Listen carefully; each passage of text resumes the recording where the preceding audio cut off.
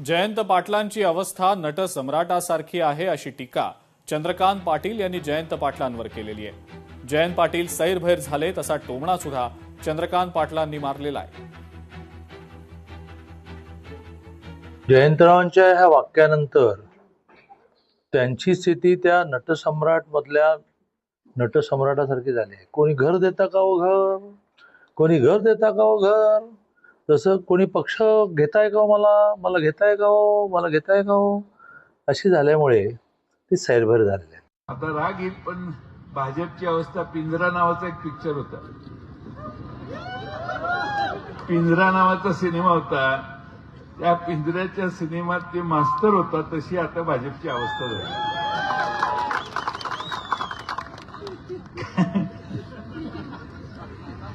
मास्तराला तमाशाचा नाद इतका लागला की तोच तुंतुन हातात घेऊन सर्वात पुढे उभा राहायला लागला.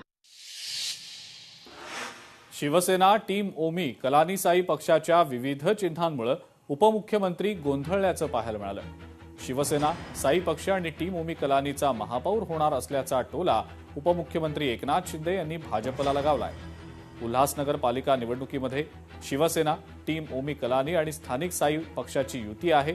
काही प्रभागामध्ये उमेदवारांची विविध चिन्ह असल्यानं उपमुख्यमंत्री एकनाथ शिंदे काहीसे कन्फ्यूज झाल्याचं पाहायला मिळालं. ये अलग अलग क्या है असं म्हणत शिंदेंनी या तीन पक्षांच्या युतीचाच महापौर होईल असा विश्वास व्यक्त करत भाजपला टोला लगावलाय. येत्या 15 तारखेला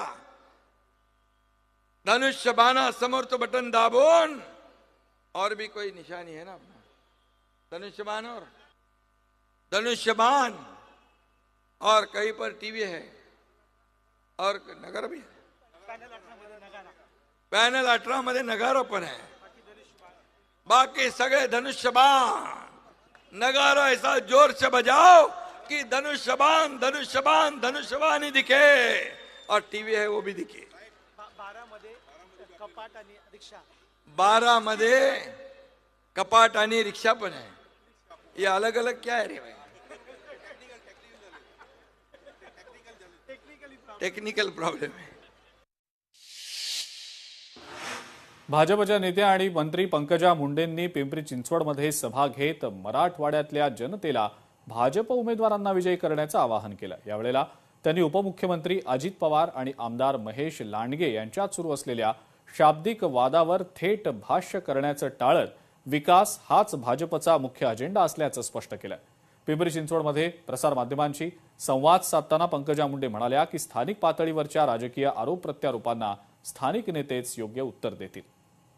मी एवढंच सांगेन की ही निवडणूक आहे, ही निवडणूक आम्ही मुद्द्यांवर लढत आहोत, विकासाच्या मुद्द्यावर लढत आहोत.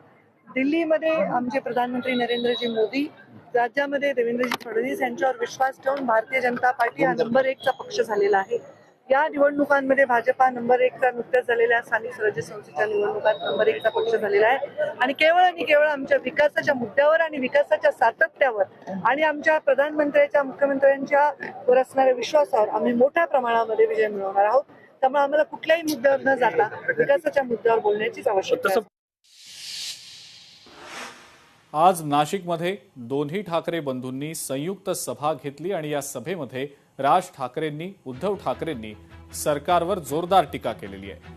भाऊ राज ठाकरे आपल्यासोबत व्यासपीठावर असल्याचा आनंद असून नागरिकांसाठी काम करणारे दोन भाऊ एकत्र आल्याचं उद्धव ठाकरे म्हणाले. राजकारणात पोरं होत नसल्यानं यांनी आमचीच पोरं दत्तक घेतली आहेत असं म्हणत भाजपवर त्यांनी घणाघाती टीका केलेली आहे.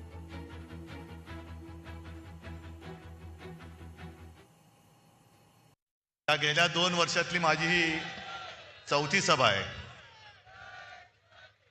पण आजच्या सभेत मला खूप आनंद होतोय, कारण माझ्यासोबत माझा भाऊ आणि महाराष्ट्र नवनिर्माण सेनेचा अध्यक्ष राज, संजय तर सोबत आहेच, खासदार आहेत, आणि उद्याच्या महापालिकेतले सगळे नगरसेवक आहेत. देवेंद्र फडणवीस ज्यांनी एक शहर दत्तक घेतलं होतं, राज बरोबर बोलला. अरे ज्यांना राजकारणामध्ये पोरं होत नाही त्यांना आमची पोरं दत्तक घ्यावी लागतायत, हे काय शहर दत्तक घेणार?